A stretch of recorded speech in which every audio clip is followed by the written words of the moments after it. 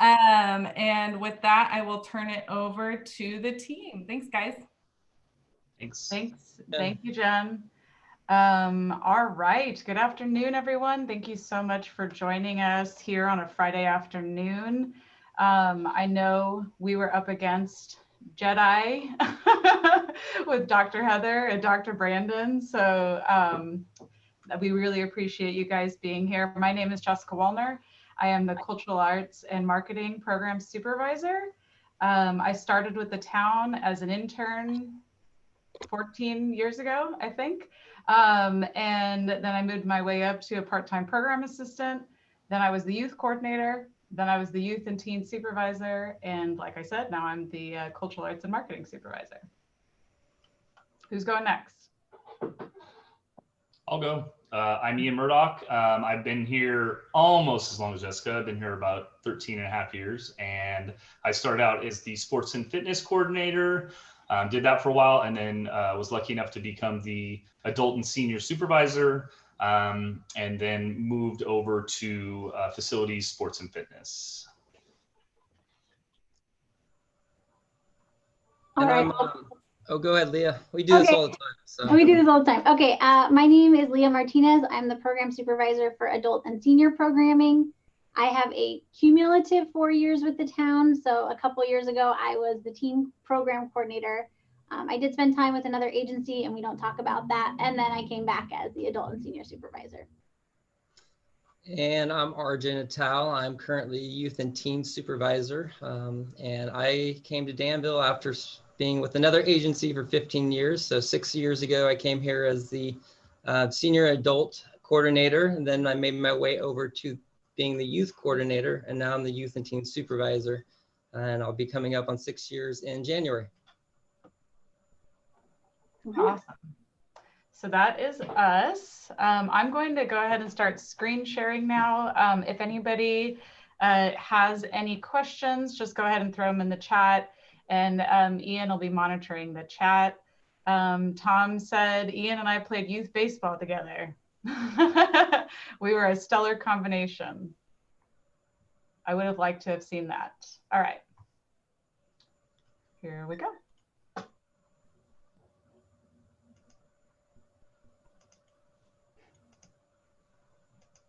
Can everybody see? Yep. Okay. Perfect.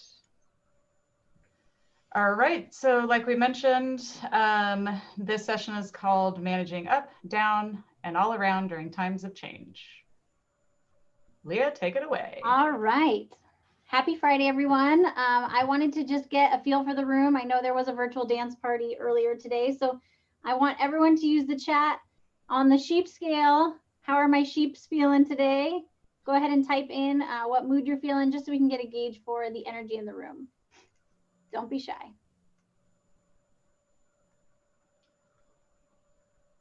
Ian, what would you say you are while we're waiting for the answers to pop in? I put mine in. I'm a one. I'm one. You're one, feeling a one. Got a lot of fours? I'm a 9 today, Leah. Thanks for asking. I love it. Any threes? Yeah, we got Amanda's a 3. Not Tim and Lindsay, 3 and 8. All right. Well, thank you for using the chat feature. Dario's a 5. Very nice. I feel you. I feel you. We are going to use the chat as interaction for the whole session. So thanks for everyone showing me, you know where it is, and we're ready to rock and roll. Leah, I feel like I'm always a 3. It doesn't matter which day. I feel like that's what I always look like. Okay. Thank you, Leah. Now I'm going to go ahead and start us off with just giving everyone a brief overview on how we manage up, down, and all around. First, let's start with meetings. Just within our department alone, so that's the Recreation Arts and Community Services Department, we have monthly staff meetings, supervisor meetings, coordinator meetings, one-on-one meetings, and weekly huddle calls. And town-wide, we have quarterly all staff meetings, and we have an employee engagement committee that is solely responsible for communicating information to all employees from upper management. And when Ian does his stuff, he'll talk a little bit more about each one of those, but you can see there's a lot of communication happening just within our meetings. Next, another good way to communicate is really know your team. Let's start with knowing your supervisor. How do they want information presented to them? How hands-on do they want to be in your work? Our supervisor is on the call right now, and there are specific things that he likes, and Ian will go over those as well. You should also get to know your staff. How do they want to learn? What motivates them? One of my direct reports, she likes to know the why behind everything. So that is something I have to consider when I'm presenting something to her, whenever I'm going over ideas with her, or even just projects we want to do in the future. Know your peers. These 3 other supervisors presenting with me, these guys are my peeps. We were all coordinators together, and now we're all supervisors together. And RJ will go into more detail about our personalities, but I know I can call any of them and they'll all be there for me no matter what. And next, it's really important to know yourself so that you can express your needs and your expectations. It helps those around you know what they need to expect. When I moved from the youth and teen supervisor position to the cultural arts and marketing position, I became responsible for supervising 2 new staff. And one of the first things I did was I let them both know how I would like to receive timesheets and purchase card statements specifically. This helped prevent confusion going forward. Another thing that has helped us with communicating and managing is DISC. So DISC is an acronym that stands for the 4 main personality profiles described in the DISC model. D stands for dominance. People with D personalities tend to be confident and place an emphasis on accomplishing bottom line results. I stands for influence. People with I personalities tend to be more open and place an emphasis on relationships and influencing or persuading others. S stands for steadiness. People with S personalities tend to be dependable and place the emphasis on cooperation and sincerity. And I hope I can say this word. C stands for conscientiousness. People with C personalities tend to place the emphasis on quality, accuracy, expertise, and competency. In our agency, the Recreation Arts and Community Services Department went through this training with Mike Shellito. And it turns out that our director hired a very well-balanced team. I'm a D, RJ is an I, Leah is a C, and Ian is an S. Since then, all town employees have gone through this training. New employees take it when they're hired on, and our town council has even gone through it. To determine your personality letter, you can go through a test that asks a bunch of different questions. Along with the results, you'll receive a report that goes into detail on tendencies, your environment, and how to work with each different personality trait. There's also many different combinations. I am a high D with no secondary letter, but Leah is a high C and a little I. So it's not just those 4 letters. You can actually have a mixture. If you're interested in taking a test, you can look up a free DISC personality test to give you an idea of what your letter might be. Or I'll do a little plug for Mike Shellito. You can call him, email him, and go through the full training. Now let's talk about change for a little bit. I'm sure everybody has heard about change throughout this week, throughout this year. We're all experiencing change right now. There's no way to get away from it. Not only in our professional lives, but in our personal lives. And along with communication, it's important that we have empathy and show compassion. We have no idea what someone might be experiencing at home. So as we go through the rest of the presentation, start thinking about what you can change in your organization. What are some little things that you can do to help with managing up, down, and all around? What works best for you? And I am going to throw it over to RJ. All right. Well, thank you, Jessica. As I'm an I in the disc profile, I want to do something and share a little story briefly before I get into the next section here. Here at the community center with my direct co-workers and my coordinators and staff over here on Fridays, we do a little thing called It's Friday, and it's a song that I come in and I just play a random song on Friday pretty loud, and they either look at me crazy, dance a little bit, or just have fun. So I have a song for you guys today, and you guys can sit and watch me dance a little bit. You can join in. We're just going to do a little quick segment, and please join me. Wiggle it out a little bit, get a little bit loose if you can. Go ahead, Leah. DJ Leah, play it.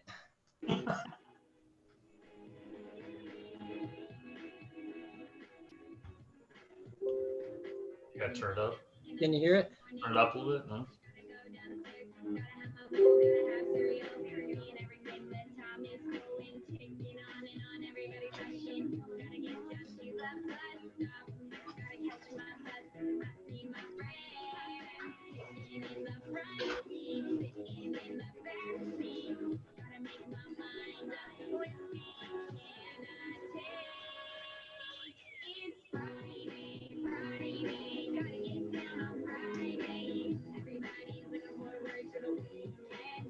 All right, thanks, Leah. I think it's appropriate to have a song with Friday on it. When this pandemic started, it was, kind of dull around here. So it was one of those things that I thought would be fun. And, even to this day, if I don't do it, they're asking me, hey, where's the Friday song? So maybe if everybody has something like that they'd like to share, stick it in the chat. Anything that you're doing to motivate your team at this time, your immediate team. So we can maybe throw out a few of those for the rest of us out there and maybe copy the idea, or, I can introduce a new one if there's some good ones out there.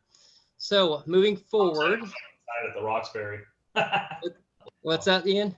Tom said it was like a night at the Roxbury. That was good. That's what it should be like. We should be having fun. That's what we do. And there's those times for it. And, I really believe in that. And coming from background with camp and everything, it's definitely something we have fun with around here.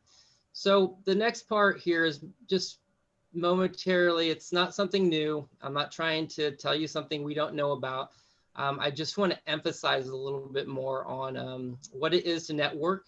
So what I've started looking at it is, what is your unofficial team? Every day we have our direct teams that we work with daily. So those are the people that, you come together, you're going to do planning with, you're going to, for the rest of the year, sit down at that same meeting with. So an unofficial team, what we're looking at here today is people that can help you in a pinch, tell you how it really is, people that you can confide in, people that you won't judge you and will tell you straight up, hey, RJ, that's not going to fly. Or, hey, RJ, that's a great idea and I believe in you. Hard workers, people who are hardworking, people who care for others, and people who might want to develop you or help you be developed. So that's your unofficial team. And that's kind of what I'm kind of wanted to preach a little bit today, is that we're in a pandemic right now, and it's so easy not to call out on your network team. It's so easy just not to say, hey, you know what, I'll do it next year. I'll join a board. I'll be part of a committee, because truthfully, it's not as fun. I think that's what it is. But more than ever, we need to reach out to each other. We need to build those relationships, relationship. We've heard that 1,000 times. Again, I'm not preaching anything new here. I am just want to put the word out that we need to consistently do this. It's important for us to grow others. So if you're a leader, you should be reaching out to others to help them grow. If you are an up and comer, you should be reaching out to others so you can grow. This is also one of those things where in our profession, people are constantly telling us, hey, I'm here for you. Reach out to me.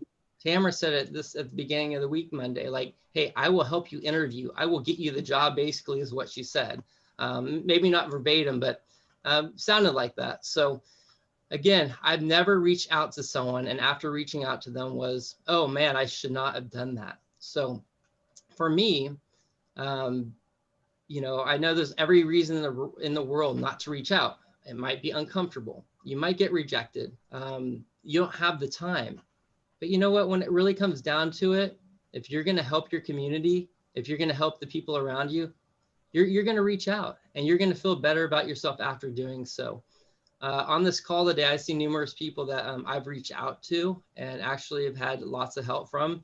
And by doing so, I've had them reach back out to me. So again, this is something that we are all professionals. We're constantly, you know, have that chance to reach out. And so think about those people right now that you would reach out to in a pinch, just 2 to 5 of them, right? Just think about them right now. Take a moment. Who are those people? And then why? Why do you reach out to those people? What's the point? Do they make you feel good?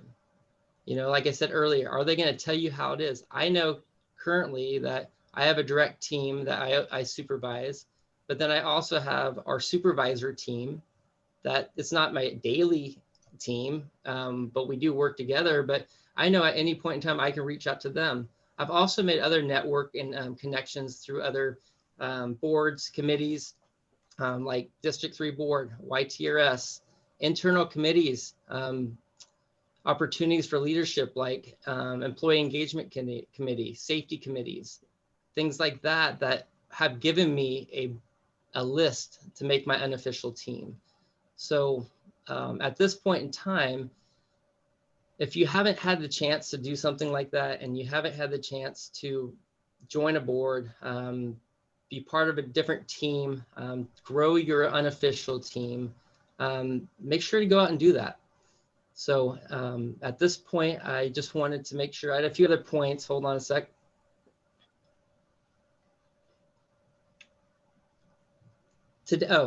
My question is to everybody right now is, what are you guys going to do today to build that team, to make your community better, and take on that next step to engage yourself so you can give yourself a better opportunity to become a leader? So that's my question. And any questions from me about building your unofficial team?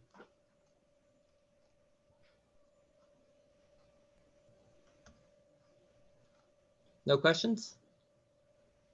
All right, well, that was pretty easy. So here's a slide really quick. This is our current team. Had a little bit of fun with it. And basically there's a quote, find a group of people who can challenge and inspire you, spend a lot of time with them, and it will change your life. And that is true in most aspects, but when you can find that team, as I feel like I've found here in Danville, it makes it a lot easier to reach out to others as well, because every day, I know my supervisor at this point, he tells me you need to reach out. My team themselves, I can reach out to them and they'll tell me how it is. If I need to go to somebody for a direct answer, I'll probably go to Jessica. If I need to go somebody for a kind answer and give me 2 opinions and both sides of it, I'll go to Leah. And if I need someone that will just kind of, you know, be that guy with me and hang out with me, and you know, that's Ian. Truthfully, he will just be able to, we coach together, we do things like that. So in a team, it's important to get to know each other and just create that family atmosphere. You see a funny picture of us here. It's called the Breakfast Club. That's Henry, Jessica, myself, Leah, and Ian. And it says 5 strangers with nothing in common except each other. So at times it feels like that. And, you know we can come back together as a team and support each other in that way. So that was pre-pandemic, like just before. That was at conference, right? That was pre-pandemic, that picture. It was. Yeah, we took that at conference right before we came home. Yep. That was our 80s costume. It was fun. And then I think the last thing here I just wanted to put out there is, you know, preach to your staff, preach to your coworkers to reach out. We're not going to grow if we just stay in our bubbles. I think we only get better with more people that we meet. Leah's going to kind of dive into a little bit more, but the reason you do also want to reach out is so that you can go to your supervisor coordinator with the correct roadmap, with a roadmap that has other opinions, so that you can explain what you're trying to get through to them. If it's a program, if it's a strategy, if it's a campaign, no matter what it is, reach out to others for help, because it will only make you better. So with that, I'm going to turn it over to Leah, and thank you guys for your time, and get out and network in your breakout rooms. Hopefully you got a chance to do that this week too, because at the same time as this time, it's harder. Zooming's harder. I'm used to, this is very uncomfortable for me. And I'm going to admit that if you meet me in person, it's not uncomfortable, and I'm working on it, and we always do. So yeah, continue trying to network. No one's going to turn you down. So turn it over to Leah. Thanks, RJ. So RJ had Rebecca Black music. I have Ron Swanson. I feel like we're going to peak pretty soon here. So I feel like it's important to just talk about how we ended up here today at this session teaching as a quad of supervisors, to kind of talk about our brainstorming process and how well I manage up, I guess. So I went to Henry and said, hey, Henry, can I spend $20 to go to the CARES conference? And he said, sure, why don't you just present? And I said, oh, no, thanks. But then I went back and thought about it. And I knew that, like RJ said, if I asked Jessica, she would co-present with me.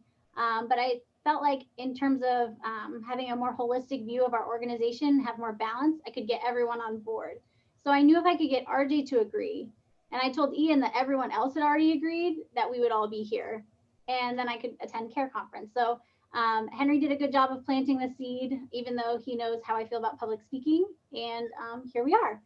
So I wanted to talk about a little bit about conflict and disagreement, because I do think it plays into managing up, down, and all around. And as someone who's pretty conflict averse, I'm also someone who thinks that there's an article or 10 key tips to help solve everything. And so when in doubt, I turned to Harvard Business Review, and I found an article called How to Disagree with Someone More Powerful Than You. And I did link it in the slides, but it reviews a couple different principles about what's helpful. But I think the real catch is that although our presentation was originally titled Managing Up, we changed it to Managing Up, Down, and All Around, because so much of managing up, like Jessica mentioned, is self-awareness and managing yourself. And so you'll see that as a common theme throughout. So I'm just going to run through some tips and tricks and hopefully share some lessons that are applicable to you. I know that we're all at different places in our career, in our day, and in our lives. And so this is kind of my context. So when managing up or having to, actually, I guess I should back up. Has everyone in the room at one point disagreed with their supervisor in some capacity? Henry says no. Henry, care to share out? You want to unmute yourself? And no? Okay. All right. Any recent conflicts that you, I got a yep in all caps, so we're good. I got some enthusiasm. Yeah, I'm sorry if your supervisor's in here, but conflict is not an inherently bad thing. And I think we work in such a creative industry that it's common to have different ideas. So I'll talk a little bit about that. In our agency, when we get hired in, we are treated like subject matter experts. So the day that I became the adult and senior program supervisor, I knew that my director trusted me to do all the things that RJ was talking about. I was attending district meetings. I was reaching out up and down the state, looking at best practices and becoming a specialist in the 55 and better crowd. And I love that. But what that also means is that's my focus. And so we talk about blinders in the sense that I have this intense program passion, and sometimes I can't see where that fits in to the greater department or the greater world, and why it's not the most important thing on Henry's mind all the time. And so as a director, it's his job to zoom out and give us the 20,000-foot view. And so sometimes that creates a little bit of friction. So when I need to go to him and say, hey, I really want you to prioritize this senior meal program, I'm super pumped about it. There's a couple different ways that I could go about it.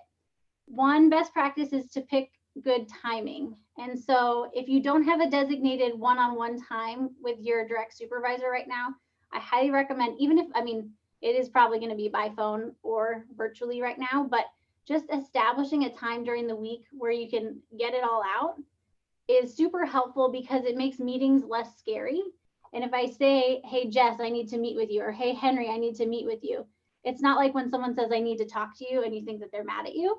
It's just an inherent part of the process. I also wanted to remind everyone how important it is to praise publicly and criticize privately. So when things come up, or if there is an issue, someone says something at a staff meeting, scheduling a meeting outside that time or having a phone call outside of that time can be really helpful to keep it small and manage it and have the opportunity to address any differences. In addition to timing, it's really important to pick your messaging. So what we talk a lot about in our department is tone and content, and what does it say about us? So it sounds kind of fluffy, but when you start thinking about keeping all of your interactions neutral to positive, I found that to be really helpful and de-escalating for me throughout in a customer service perspective, even when dealing with coworkers and someone didn't book the room and didn't tell me, or Zumba got moved. You can get frustrated, but if your goal is to keep it neutral to positive, you don't have to keep it all sunshine and rainbows, but it really helps take a step back and just say, I'm going for neutral here. The other important part about messaging is having key phrases that you can go to within your department. So when I want to try a new program and maybe there's some cost associated with it, and maybe not everyone's 1,000% on board, we like to use the catchphrase pilot program. And you can try anything for one season. So I find that that's helpful. And then also designating in a meeting, sometimes I go to my supervisor and say, I have a plan and here's A through Z. And his favorite thing to do is ask 5 million questions about how it's going to go and what about this. And that's definitely appreciated and respected. But sometimes I'm going in with a half-baked idea. So sometimes I will start the conversation by saying, this is just a brainstorm. What's your general vibe? And then I don't have to wait to go through A to Z if he's not into it, or if there's some additional information that I don't have. And that was kind of the third point when I asked him what his perspective was about us teaching a managing up session. As a director, what did he want us to make sure we let everyone know? And it's just that what I was talking about with blinders is you can't possibly go into a room and have identical sets of information. So even though I'm pumped about laser tag for seniors, there might be a liability issue I'm not aware of. Or maybe we shouldn't do it in September or October right before elections. We have what we call the September scaries. So things that I was never aware of before. And I think when you go into the meeting with the open mind and the fact that it's going to be a dialogue, you can invite people into the conversation as opposed to blocking someone out and just hearing the no. Additionally, like I mentioned, I am very conflict averse. I prefer when everyone's sunshine and rainbows, and I'm working on it. But the other thing that has been helpful that Harvard Business Review also mentioned is asking permission to disagree. And when you have a mutual respectful relationship with your supervisor and you can go to them and say, hey, I heard this thing that you said and I have a question, or this rubbed me the wrong way. It's helpful to preface it with there's a disagreement coming after, so that it's not an attack or anything personal, and it will give whoever the opportunity to reframe and be able to respond in a way that's curious maybe instead of judgmental. And that was the other little hint, is to stay humble and offer your opinion when you're disagreeing, but avoid judgment words and think about the broader organization. So instead of saying, I feel like that's short-sighted or foolish or expensive, you can use words like sustainable, or does it meet the needs of the community? And think about the broader organization beyond those blinders that I mentioned. Lastly, remember the context. So Jessica talked about the DISC profile. I provide feedback differently to Ian than I would to RJ, and they know to provide feedback differently to me than they would to Jessica. We're all individuals, and it really impacts the amount that we're able to absorb. When I know that someone's taking the 5 minutes to warm me up before they let me down kind of thing, and it is a sign of respect and team building. The other context, obviously, that we've all talked about is COVID. And like Jessica mentioned, giving people grace and compassion. There's a lot of things that are scarce right now. Certainty is scarce, budget dollars are scarce, patience might be scarce. I just saw a bumper sticker that said, if you think I'm short, you should see my patience. And I feel like that really, I'm 5'1", so it really encompassed kind of my mood right now. And I think it's okay to say that and call that out. And if you have a weird interaction with someone, it's not necessary to go back to them right away. Maybe give them a little bit of grace. And if it's still bugging you, then you can circle back and say, hey, that seemed, I think Jessica said to me the other day, seemed like you weren't being yourself on that meeting. And it's true. And it gave me the opportunity to open the door and have the conversation instead of feeling judged. So ask yourself what you're missing, acknowledge the authority that's in the room, be curious, and consider the characteristics of your team. On a previous version of Jessica's DISC slide, it had kind of famous people with different DISC characteristics, and Martha Stewart was a C. So I don't know if I'm like super stoked or super afraid for myself, but I just wanted to end on that. So thank you. Okay. All right, so I'm gonna kind of go over some of these terms and things that we've been throwing around and hopefully give a little bit more perspective on it. So blinders, I know Leah was just talking about that. So like if you're picturing like part-time staff, like a lifeguard, camp counselor, they're gonna be looking like really narrow, straight ahead, right? Hopefully they're watching, the lifeguards watching the pool, watching the deck, and the camp staff's watching the camp and the kids. Where the director, right, he has to look way out here broad, right, and see the whole thing. So if a coordinator were to come up and say, like, I want to do this great special event, I want to have a zip line, I want to have all this different stuff. No, I'm just kidding. I'm giving RJ a hard time. Maybe if we have time at the end, RJ can explain. But I mean, if you're thinking about it, a zip line, like, how are you going to, like, you know, right now as a supervisor, I'm thinking liability, right? How are we setting it up? Does our maintenance department need to know? Town attorney, you know, all the different aspects that you might think, you know, hopefully we're all taking that into consideration. And I think it's important that no matter where you are on that spectrum, part-time staff all the way to director, that you're always trying to push forward and broaden your blinders. So that's kind of the point of that. So, so meetings and more meetings. So we have a lot of meetings. I mean, I had to write them down because there's no way, right? There's way too many meetings. So that, and I know there's a lot of people that don't like that. So I think you have to pick and choose what's going to work best for you. So we start every Monday with a weekly huddle call. That's the all 5 of us, well, 6 of us, they get together. It's the 4 supervisors, Henry, our supervisor, and then one of our admins, Christine. And we just go over the week, and it takes about 15 minutes. Everybody goes through their calendar, just marks off, you know, who's going to be out, if any of their staff's going to be out, if they're going to be out, any big events coming up, projects, what they need, if they need help. And it's just it's a good point on Monday morning to just set our week and get stuff out there. So then there's the one-on-ones, and I know we talked about that, right? At least supervisor, we have one with our supervisor, and then we have one with our staff. One-on-ones can be different. I mean, so for example, I know all 3 of these guys, when they meet with our supervisor, they're usually it's scheduled for an hour. The majority of the time they're taking the full hour. Henry and I, we meet, we might like bro hug it out and do a fist bump. And if I'm in there a half hour, there's a lot going on in the sports and facilities world. So it's just, everybody's different. And it's same with your part-time staff. You have to know, I have a couple in normal times, I have a couple of facility attendants, and one of them, we don't meet, we have the meeting scheduled, but we don't meet that much. And, you know, and then I have other staff that we meet and we'll meet the full time. So it's just, you have to know everybody's different, right? Our coordinator meeting, that's done quarterly. And it's where the coordinators get to probably get together and talk about us.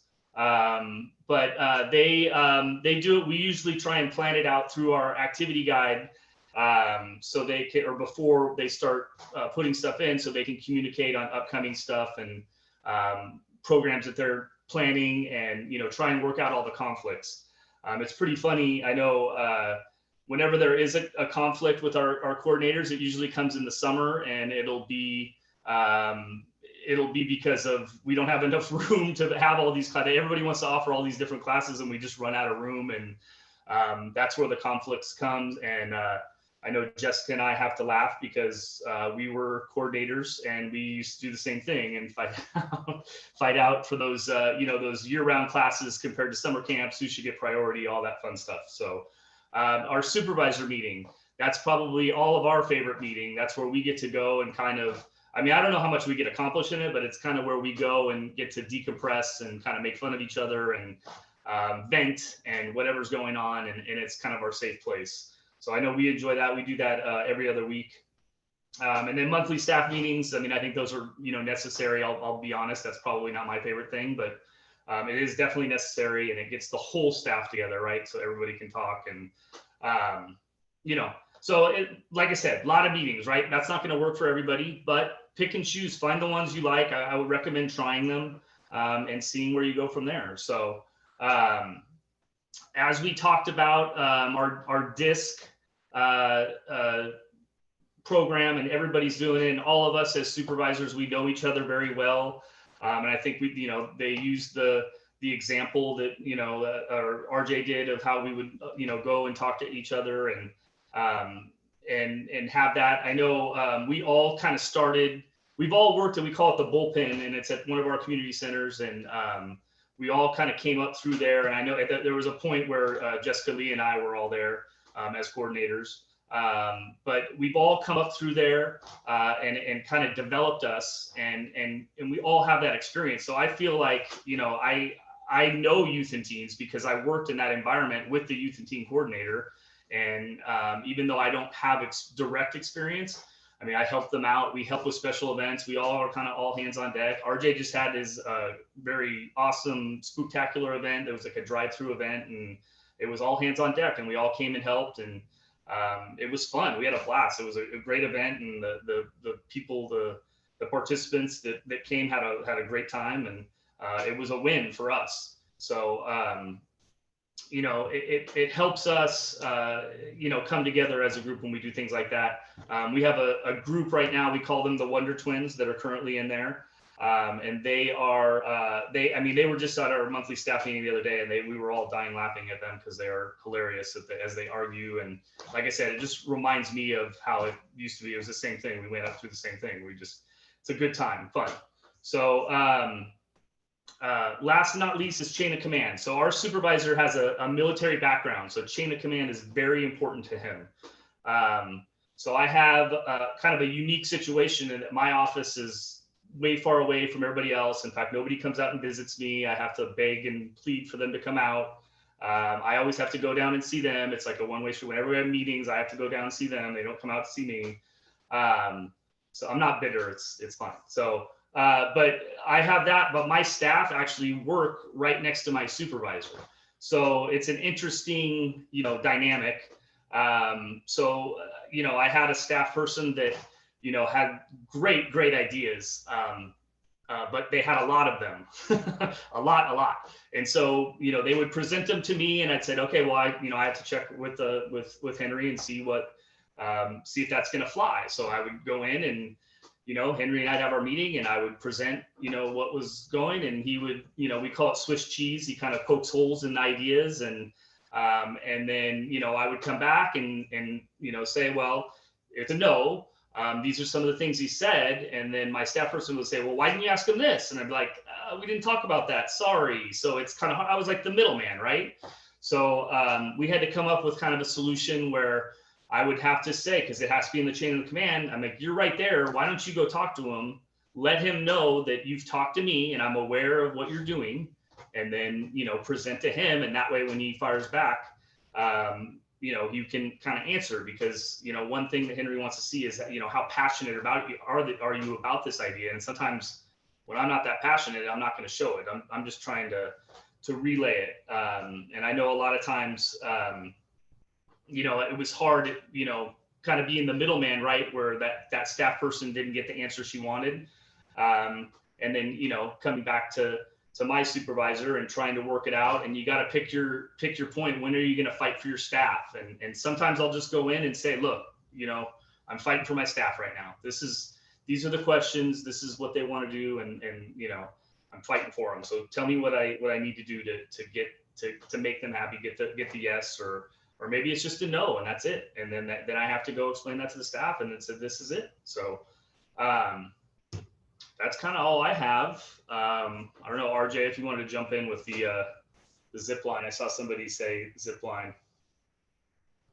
That was awesome or something. So I don't know if you want to go with that story, but. Yeah, I know we have a little bit of time.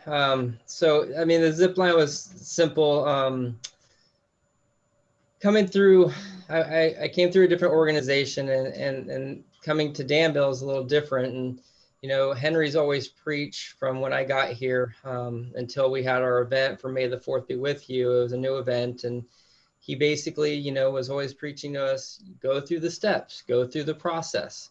And so what I did is I went through the steps, but what I didn't think about was putting him in the loop. And so I basically went to the town attorney. I went through HR. I got all the answers I needed to get before I went to him, and I felt that was correct. And at the end of the day, it worked out. So we were able to have a zip line. I did have a plan together on how the zip line would be 110% safe. It wasn't coming from a 120-foot tree. It was very simple zip line that all kids could do. Stephen was there. Yeah, it's just one of those things, again, though, is the process of being a supervisor and then having everyone else understand the process. Not always to get the yes. In this case, I did, because I did my homework. But sometimes you get a no and it moves on, but you get a no because you might get a yes 6 months from then. No doesn't always mean no. And I think that's an important thing for us to hear today as well, is when we are all talking about this, you know, conference and talking today, I think for me, it was more or less like, how do we teach our staff, our coworkers, the process to draw a map and not frustrate them too much, right? Because it's a frustrating thing. We've all gone through it, all different levels. Every level goes through that process of getting rejected. And then the hard thing is always to explain why. And so if you're prepared enough, and like I said earlier, if you have those people to reach out with, to network with, and they can help you troubleshoot before you get to your supervisor, you're going to have a lot better chance of getting that yes. And I think that was the biggest factor I had in this presentation today, is that it's not easy being a supervisor. It's also such a blessing to be a supervisor, because you get to coach others and teach them these type of aspects that will make them successful. So how about you, Leah? Jessica? I was going to say thank you for that story. And here's our, I'm still screen sharing, so here's our contact information in case anybody wants to take a picture. And any top takeaways, throw them in the chat. Any questions, throw them in the chat. We still have some time. Friday, I mean, you guys can get off a little early, but I would just say that, like I said, we threw a lot at you. If you have questions, let us know. And kind of pick and choose, like I said, especially with like the meetings thing. I know that sounds like a lot, but I think if you kind of pick and choose, try different things, you know, and some of this terminology hopefully makes sense to you. And yeah, that's all I have. And I just wanted to hop in and say, we're all part of your unofficial team now. So you have our contact information. We're all happy to listen to ideas and poke holes in it before maybe you go to a director, or maybe if you just came back from a no and you just want to vent. I think we know that I'm the person to call, so feel free, reach out and lean on one another. So welcome to the team. A few things in the chat. Christina Martin says that at the end of the day on Fridays, we used to have music battles that usually ended with Neil Diamond's Sweet Caroline. Love it. I don't know why people are saying, oh, sorry, go ahead. I can't see anybody. So yeah, there you go. Sorry, it's hard to, I'm on my iPad, so it's hard to like type things in the chat. But anyways, I wanted to mention, if anyone, it's on during noon, so you probably haven't, but if anyone has ever watched Shanae and Golick on they're on ESPN Plus now, but anyways, they have this like Friday theme song, and you guys should definitely Google it or look it up on Instagram. It's amazing. I woke up like thinking about it this morning. It's an amazing Friday pump song, so definitely check that out. Nice. Awesome. Thanks, Nina. Thank you. I don't know why people were saying poor Ian. Oh, poor Ian, because you guys don't come and visit me. He's fine, guys. Oh, there we go. Ian is fine, I promise. Don't worry, Leah put that. Yeah, no.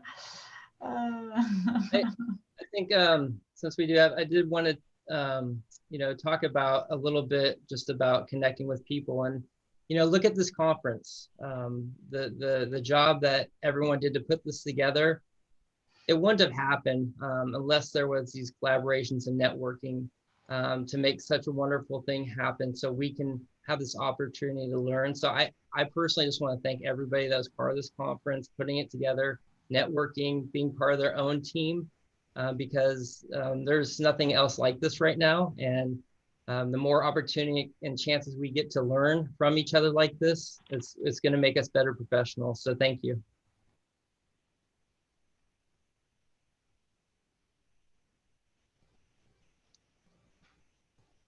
Any other questions? Do we want to go back to the sheep slide? I mean, do we want to talk more about how we're feeling today?